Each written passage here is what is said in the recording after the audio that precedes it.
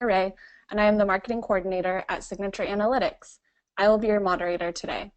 Before we get started, I'd like to go over a few items so you know how to participate in today's event.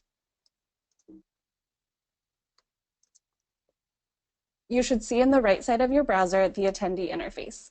You're listening using your computer's speakers by default. If you prefer to join via phone, click on the settings icon and select phone call, and the dial-in information will display. For questions, you can submit them by clicking on the questions icon and typing them into the questions box.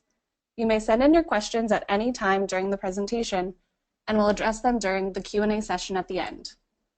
This session will be recorded and available online later for later viewing. Now that we've covered the housekeeping items, I want to introduce Angie Chin, President at Signature Analytics, and Trent Bryson, CEO at Bryson Financial. Angie has more than 20 years of experience in finance and accounting at both public and private companies, including executive and senior level roles. Trent's innovation, diligence, and determined pursuit of excellence have fostered Bryson Financial's regional and national success. Trent brings an expert knowledge of the insurance and financial industry's complexities as it pertains to legislative policy. Angie and Trent will now lead today's webinar. Welcome, Angie. Hi, everybody. This is the time of the year that many companies are heading into their budget season and planning for 2017. And for some companies, this may be your first time doing it, and that's okay. Budget, if done right, is a very powerful tool to propel a company forward. Otherwise, it could be also become a waste of time or even have a negative impact on a company during the year. The purpose of having a budget is to set a vision for the company with a financial milestone as a guiding post. It aligns the team to achieve one common goal, so everyone is rowing the boat in the same direction. And also, we cannot manage what we do not measure. We can all say, do our best, but your best may be very different from my best. So it's very important to put something specific, tangible, and measurable behind an expectation. Next, let's discuss about their common budgeting methodologies. There are a number of budgeting methodologies out there, but for today, I'll just share a few common ones and provide some high-level definitions. First of all, the top-down budgeting. In the top-down budgeting approach, typically the board of director or owner think of a number that they want to hit or target. Then they set it as a goal and see how they could make it happen within the company. Second, the Trendline budgeting methodology. This is using the company's historical trend, in other words, how they have been trending, then add a percentage growth factor and simply extrapolating that out. Thirdly is the zero-based budgeting methodology. This usually starts with pretty much a blank piece of paper and is built from ground up. Now I'll walk through a few pros and cons associated with each budgeting methodology. First, the top-down budgeting methodology. In this methodology, companies have owners, investors, or shareholders, as all companies do, and they're expecting the company to make money, not to just break even, and definitely not to lose money. The benefits of a top-down budget is it bakes into the numbers the investor's return on investment expectation. It also articulates what the return on investment bold goal for the company is, so everybody knows and is aware about it. It is simple and fast to do, a top-down budget, and it involves less people, typically just a few people at the top, and is less draining on the limited resources in a company. The challenges with a top-down budget are, this approach risks not getting buy-in from the team. It may impact motivation and morale of a company potentially, especially if the budget is linked to their bonus and they didn't participate in putting it together. It may also be disconnected with the reality of the business. People closer to the ground may know something that an executive may not know. The top-down budget may also lack strategy and/or a tactical plan to support the execution. For example, a $5 million company may say they want to double next year, but when asked how are they going to get the additional revenue from, they might say, I don't know yet. And if so, when it comes to time to do an analysis, a variance analysis to a budget of why they detour from it, it might be very difficult to explain it. Next, let's discuss about trendline budgeting methodology. In the trendline budgeting methodology, the benefits of a trend line is it captures the trend during the point in time when a budget is created. Say if you're working on the 2017 budget now, you would know if the company has been growing super fast in the past 2 months and how that trend is expected to run into next year. Trendline budget is often more general in assumptions. You would take the historical trend and apply a growth rate into it. For example, some companies would take their revenue and apply a 5% growth rate. Or if they know workers' comp or minimum wage is going up by, say, 10% next year, they will apply that to their payroll for budgeting purpose and put that into their numbers. It is also simple and fast to do. It captures seasonality pertaining to the business as the mindset is tuned on to the trend, ups and downs of the business. The challenge of a trendline budget is you need to know historical trends in order to do trending. If you're a startup and you have no history, this methodology would not work. Also, for hyper-growth or high volatility or project-based businesses, using trendline budget methodology can be problematic, just simply of all the ups and downs and the non-predictability on it. Since the basis of the budget is using trend and applying the growth rate, technical plan to support the budget may also be lacking, which also means that various analysis on variance analysis on budget would not provide clear guidance to action steps. Finally, let's go to zero-based budgeting methodology. The zero-based budgeting methodology is building the budget from ground up. It is very detailed, very involved, and often takes months, not weeks. It tends to be more accurate. It allows for a high level of team members' participation, and hence, when it's rolled out, a greater buy-in from all people in the company. When there is a variance, it is much more explainable because, like it's called, is zero-based built from ground up. So a lot of details are available for diagnostic purposes. Say, for example, in the trendline budget, we talk about applying a growth rate number to payroll, but in a zero-based budgeting scenario, there will be details supporting on headcount by position, by department, and depending on the growth rate expectation, which functions may need more positions at what point in time. And this is constantly assessed and evaluated in order for the budget to be created. Hence, that's the part about the zero-based budget. However, the challenge in this approach is that it's very, very time-consuming.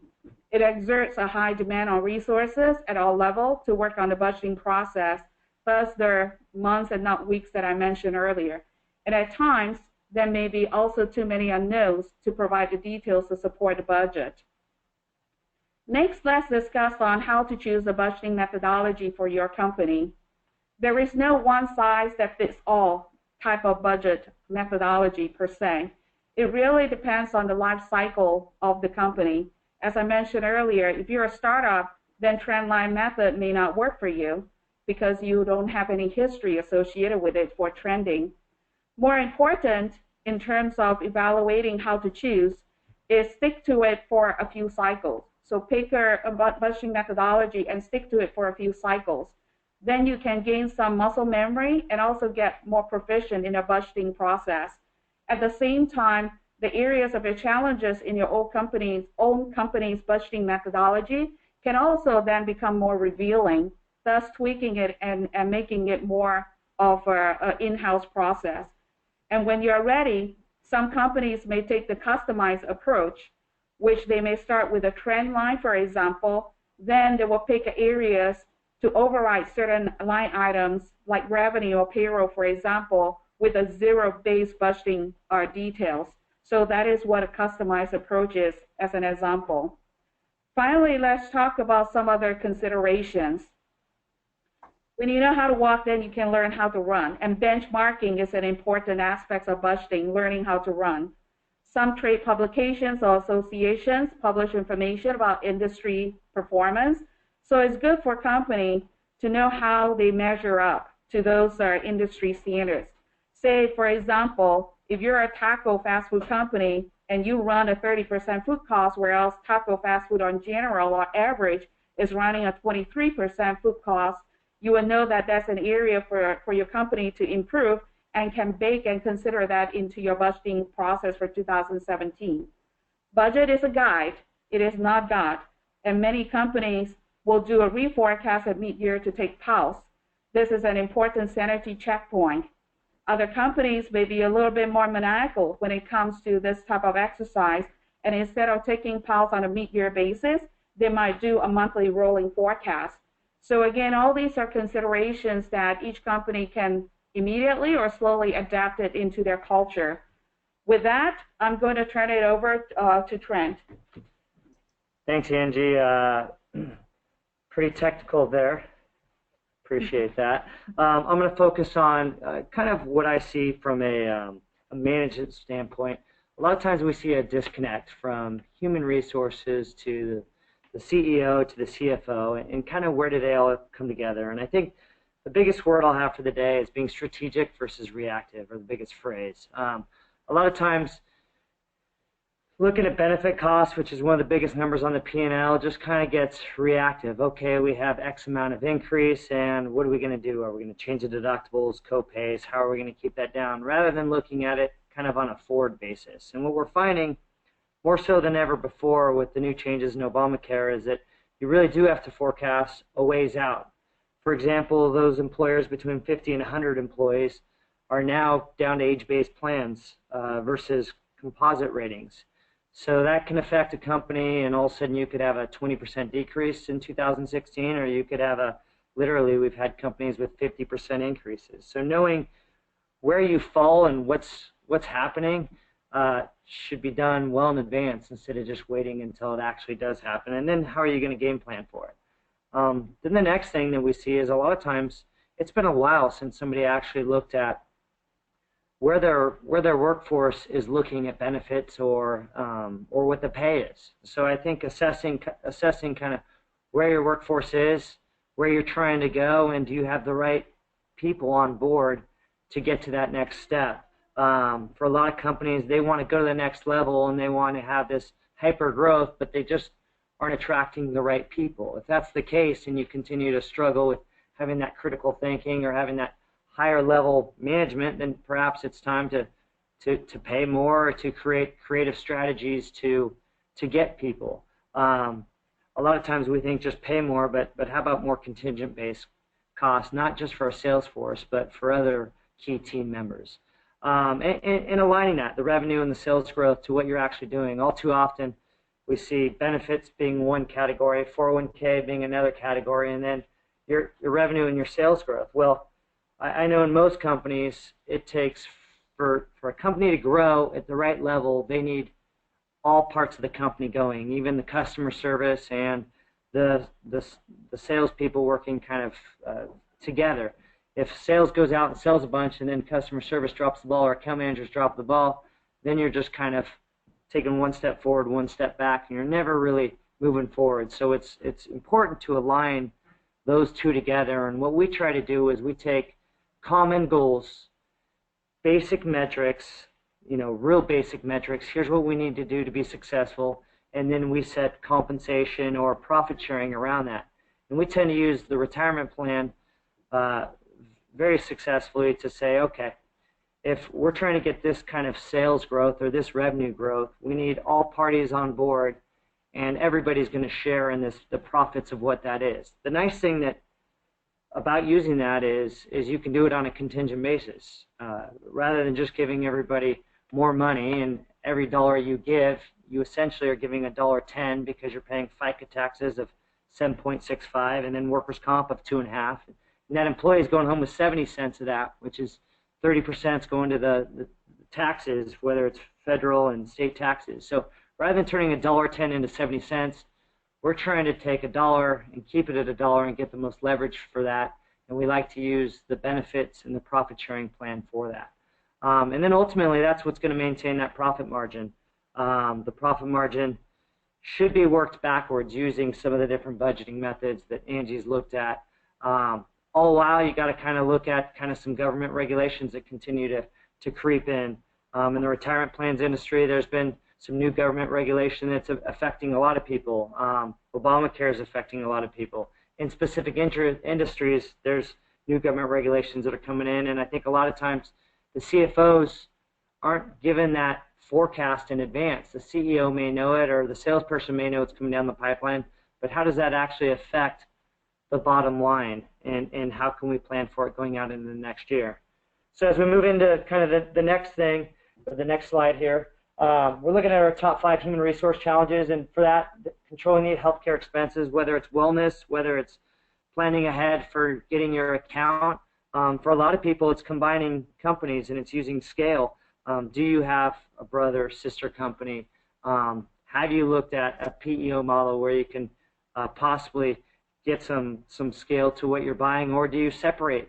Perhaps it's less expensive to be smaller, and that's the case a lot of times. We've seen companies that can be combined as one, but they're actually less expensive benefits because of their demographics if they're split into different companies. And leveraging health care reform to do that. Tapping into your broker, your consultant, and saying, what are the different ways that we could leverage our company? You know, one of the biggest misnomers I see on the benefit side is when they first came out with Obamacare, one of the things that was in there was no longer discriminating between classes of employees. Well, most people switched not realizing that that got suspended. So you can have your executives at one level, and you can have customer service at a different level, and you can separate by the classes of your employees. And that could be important because in a lot of companies you have pretty different types of employees you're trying to attract, and so it's not just one benchmark across the board, but it's trying to get the best benefits and the right cost mechanisms for each type of employee that you're trying to attract.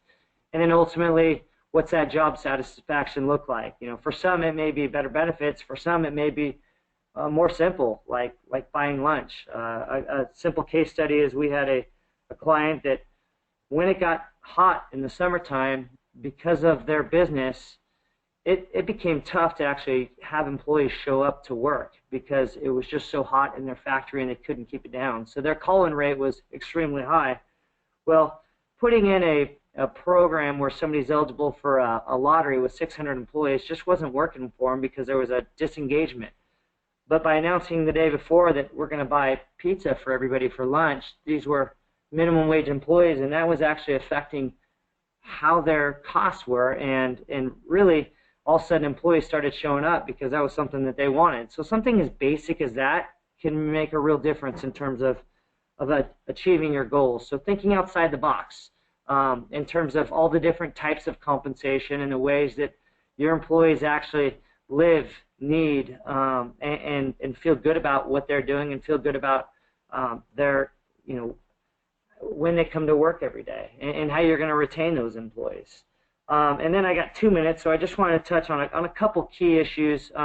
One, I think, in all of this is accountability. All too often we come out at the beginning of the year, and I know that even we've been guilty of this, is we have all these great plans, and then as the months go on, that accountability starts to diminish. And I think that reinforcing what you're trying to accomplish, how you're going to accomplish those goals, and what you need to get there is critical. When we lose sight of our goals, or when companies don't have goals at all, I know there's salespeople that are out there that are just kind of, it's based on them, on if they feel like waking up and selling that day. And without that accountability, without that real focused goal setting, you see a lot of complacency. And so creating that accountability across all divisions is really critical.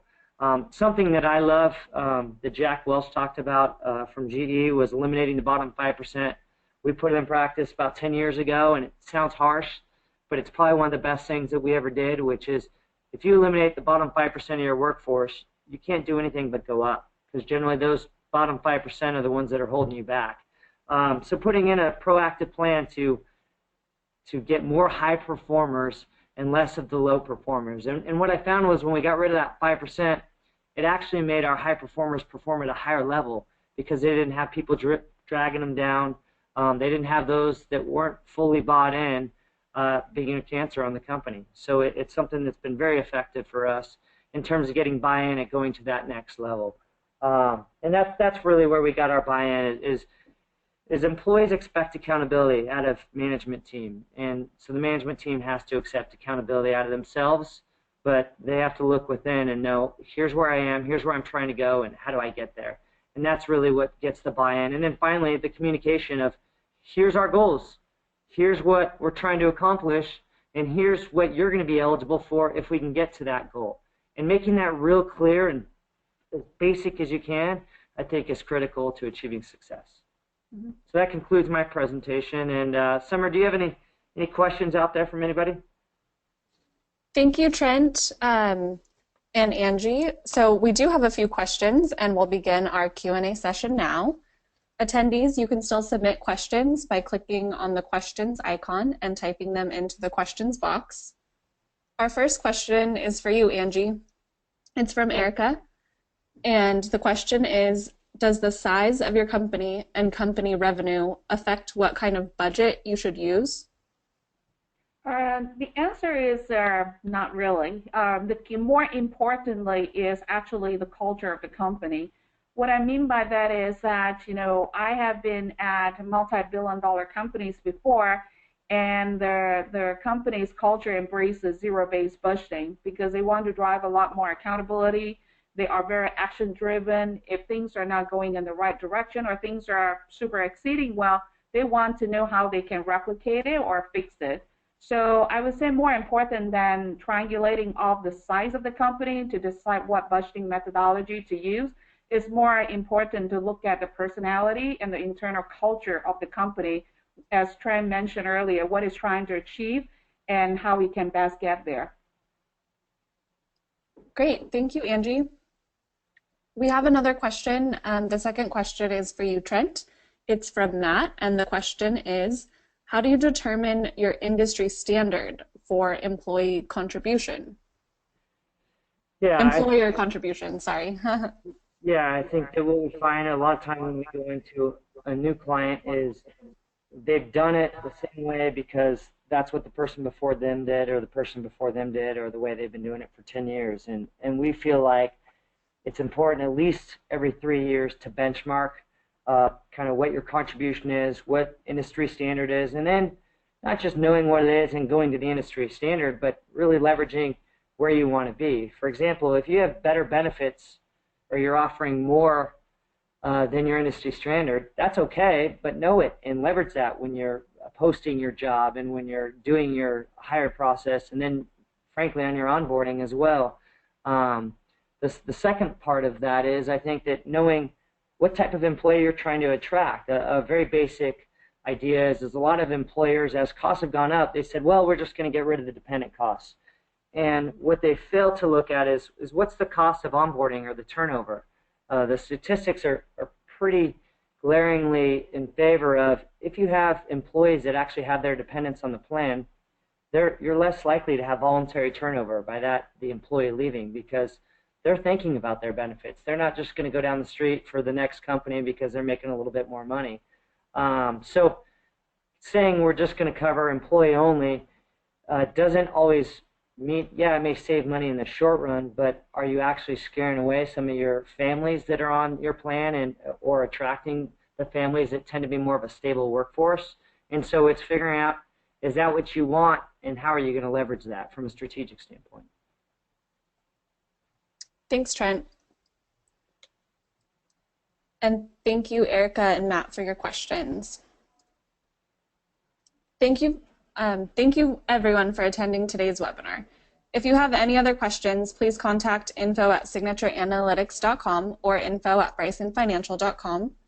Once you leave today's webinar, you will receive a survey on the presentation. Please complete it. We look forward to your feedback. On behalf of Signature Analytics and Bryson Financial, thank you for joining us and have a great day. Thank you guys.